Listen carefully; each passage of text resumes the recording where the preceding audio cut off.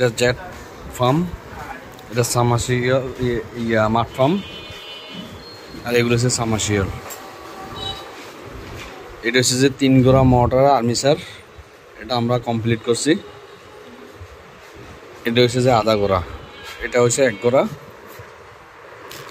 এটাও 1 গোড়া, এটাও 1 গোড়া, এটা হচ্ছে যে 3-3,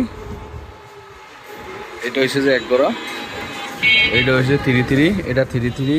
এটা আমরা সুতা দিয়ে বাইনা আমরা প্রসেসিং করব, তারপর বান্ডিশ করব, তারপর হিট দিব, তারপর এগুলার মতন হয়ে যাবে, শক্ত হয়ে যাবে। এখানে 11টা আর্মিচার আছে, এগুলো আমরা সম্পূর্ণভাবে প্রসেসিং করছি।